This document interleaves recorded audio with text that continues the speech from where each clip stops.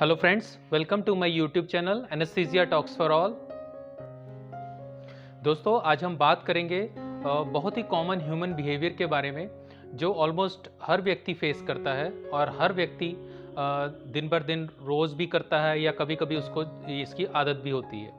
मैं बात कर रहा हूँ यॉर्निंग की। यॉर्निंग यानी जम्भाई लेना। तो ये बहुत ही एक कॉमन बिहेवियर है जो हम इंसानों में देखने को मिलता है। कई लोगों को इसकी आदत भी होती है, कई लोग इसको बहुत ज़्यादा फ्रीक्वेंटली करते हैं, कई लोग इसको उतना फ्रीक्वेंटली नहीं करते, बट ऑलमोस्ट हर व्यक्ति ने इसको फेस किया होता है। तो आज इस वीडियो में हम डिस्कस करेंगे कि यॉर्निंग क्या होती है, इसकी टाइप्स क्या क्या हैं और इसके क्या कारण हो सकते हैं, और कुछ एक फैक्ट्स होंगे वो एंड में मैं डिस्कस करूँगा। तो आइए शुरू करते हैं। सबसे पहले हम जान लेते हैं यॉर्निंग एक्चुअली में है क्या, यानी जम्भाई लेना जिसको बोलते हैं ये एक्चुअल में है क्या।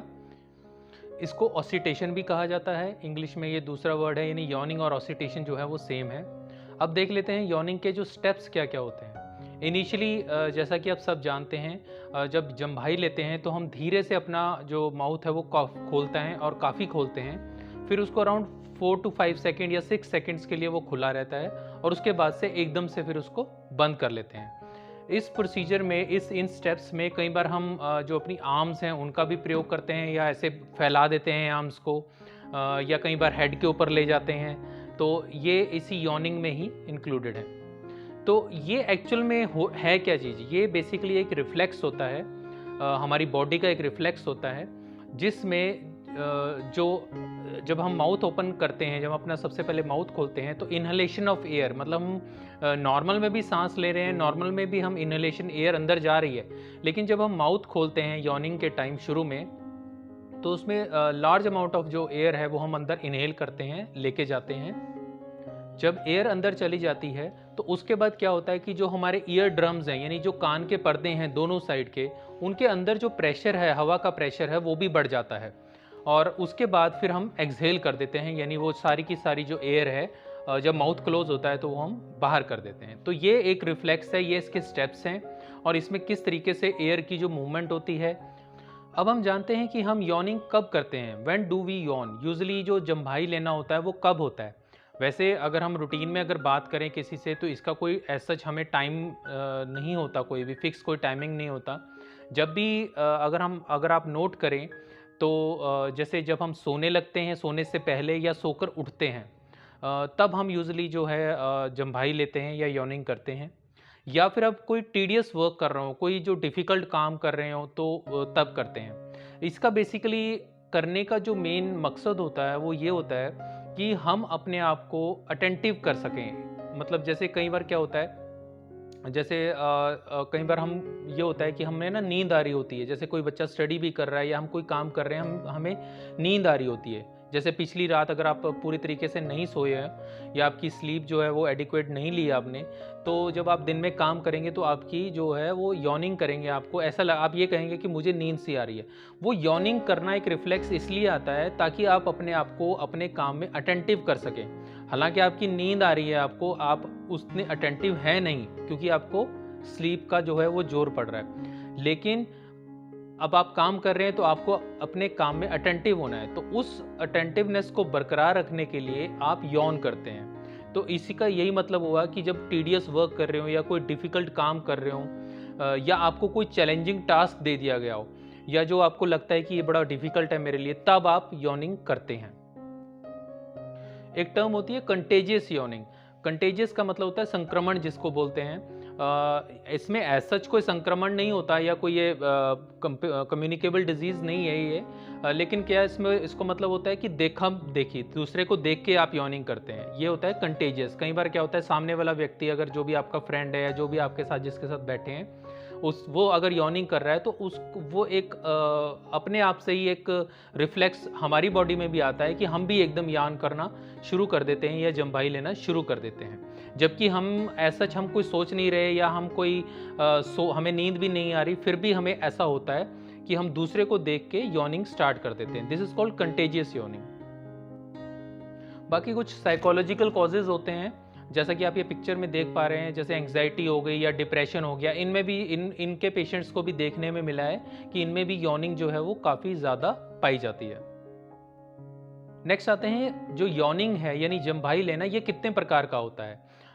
जैसा कि आप पिक्चर में देख पा रहे हैं, सबसे पहले जो होता है वो स्पॉन्टेनियस मतलब एकदम से, जैसे रूटीन में हमें आती है, जैसे सोने से पहले या जब हम सो के उठते हैं सुबह, तब हमें यॉर्निंग आती है, जम्भाई लेते हैं हम, वो एक स्पॉन्टेनियस है, एक हर एक व्यक्ति को आती है। तो नेक्स्ट होता है कंटेजियस यॉर्निंग, जैसा मैंने अभी इनिशियली आपको बताया कि जब हम किसी को, सामने वाले व्यक्ति को देख के हमें यॉर्निंग होती है, तो उसको हम कंटेजियस यॉर्निंग बोलते हैं।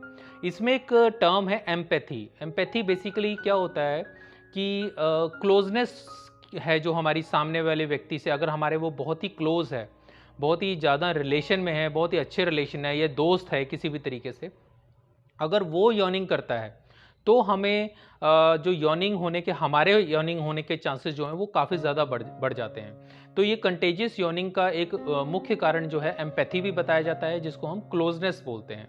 और आपको ये जानकर हैरानी होगी कि जो हमारी कंटेजियस यॉर्निंग है वो 4 साल के बच्चे से स्टार्ट हो जाती है। यानी बच्चा जब 4 साल का हो जाता है, यदि अगर वो अपने पेरेंट्स को या अपने ब्रदर सिस्टर को यॉर्निंग करता हुआ देखता है, तो उसके वो भी यॉर्निंग करने लग जाता है। तो ये तकरीबन 4 ईयर्स से स्टार्ट हो जाता है। लेकिन वहीं कुछ न्यूरोलॉजिकल जो डिसऑर्डर्स होते हैं, जैसे स्किज़ोफ्रेनिया हो गया या ऑटिज्म हो गया, ऑटिस्टिक डिजीज जो होते हैं, इनमें जो क्योंकि उतने रिफ्लेक्सेस साउंड नहीं होते बच्चे के खासकर, तो इस वजह से उनमें जो यॉर्निंग का जो रिफ्लेक्स है वो उतना फ्रिक्वेंटली नहीं देखा गया। कोई भी न्यूरोलॉजिकल डिसऑर्डर्स में जो यॉर्निंग है या जम्भाई लेते हैं वो पेशेंट्स, वो बहुत कम होता है एज कम्पेयर टू बाकी पेशेंट्स। आपको ये जानकर बहुत हैरानी होगी कि जो यॉर्निंग है वो इतनी संक्रमण है या इतनी कंटेजियस है जो जम्भाई लेते हैं, कि इवन जो डॉग्स भी हैं, ये रिपोर्ट किया गया है कि इवन जो डॉग्स भी हैं वो भी जब ह्यूमंस को देखते हैं कि वो जम्भाई ले रहे हैं या यॉर्निंग कर रहे हैं, तो डॉग्स भी यॉर्न करने लग जाते हैं। ये रिपोर्ट किया गया है, ये स्टडी करने के बाद ही एनालाइज किया गया है कि यॉर्निंग जो है वो बहुत ही ज़्यादा कंटेजियस है। सामने वाला व्यक्ति तो होता ही है इन्फ्लुएंस, लेकिन इवन जो एनिमल्स हैं लाइक डॉग्स ऑल्सो, वो भी यॉर्निंग करने लग जाते हैं आफ्टर वॉचिंग ह्यूमंस। अब हम बड़े ही इंपॉर्टेंट क्वेश्चन पे आते हैं कि ये यॉर्निंग होता क्यों है। जैसे हमने कई बार हम यॉर्न करते हैं, या बहुत ही कम लोगों ने सोचा होगा कि यार ये जो जम्भाई हम क्यों लेते हैं, या हमें क्या मिलता है इस चीज़ से, क्या हो जाता है। तो आपको मैं फ्रैंकली बताऊं तो एज सच इसका कोई टिपिकल या शॉर्ट रीज़न अभी तक नहीं मिल पाया है। हाँ, कुछ थ्योरीज जो हैं वो प्रपोज की गई हैं, 3-4 थ्योरीज हैं, 3-4 पॉइंट्स हैं जो बताए गए हैं कि इन वजह से जो ह्यूमन बॉडी है वो जम्भाई लेती है।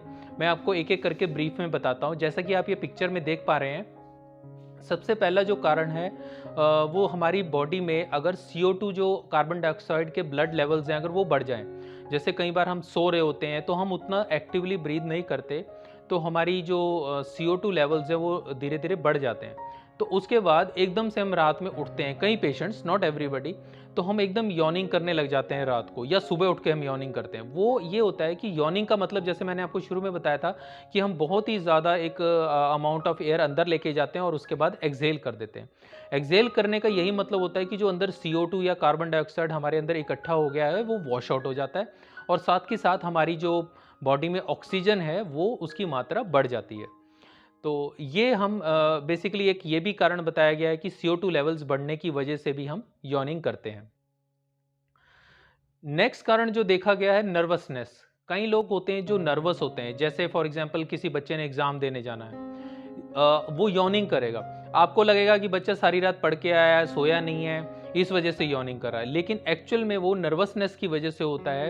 अपने आप को अलर्ट करना चाहता है बच्चा, क्योंकि उसको पता है मेरा एग्जाम है, तो वो अपने आप को अलर्ट करना चाहता है। इसको अगर हम दूसरे तरीके से लें कि जैसे कोई एथलीट है, उसने रनिंग करनी है, या जो पैराट्रूपर्स होते हैं जो जंप करते हैं ऊपर से हेलीकॉप्टर से, वो भी अपने आप को अलर्ट करने के लिए, this is a way to alert yourself, कि हमें अपने आप को अलर्ट करना है, चाहे वो हमेशा अवेक भी हैं, लेकिन अपने आप को हमें और ज़्यादा अटेंटिव करना है और ज़्यादा अलर्ट करना है। तो जो एथलीट्स हैं या पैराट्रूपर्स हैं, वो अपना जंप करने से पहले या एथलीट्स रन करने से पहले एक बार यॉर्निंग करते हैं, ताकि वो अपने आप को और ज़्यादा अलर्ट कर सकें और जो भी वो आगे काम करने जा रहे हैं वो उसको 100% दे सकें। नेक्स्ट होता है ब्रेन टेम्परेचर। ये भी एक थ्योरी है कि जो क्योंकि इकट्ठी CO2 जैसे हमने इकट्ठी हो जाती है हमारी बॉडी में, तो उसके बाद क्या होता है कि ब्रेन का जो टेम्परेचर है वो काफ़ी ज़्यादा हाई हो जाता है। उसको कम करने के लिए बेसिकली उसको कम तभी हो पाएगा जब उसमें ब्लड की सर्कुलेशन बढ़ेगी।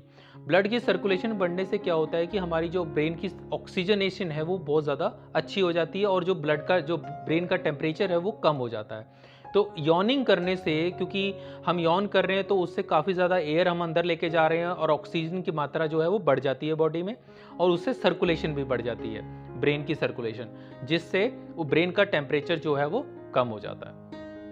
नेक्स्ट कुछ बताया गया है कि कुछ मेडिकल प्रॉब्लम्स से भी एसोसिएटेड होती है यॉनिंग, जैसे न्यूरोलॉजिकल प्रॉब्लम्स हो गई, या इवन जो मेडिकल जैसे हार्ट की प्रॉब्लम है, किसी को साइकेट्रिक प्रॉब्लम है, डिप्रेशन है, एंग्जाइटी है, इनकी वजह से भी कई बार यॉनिंग होती है।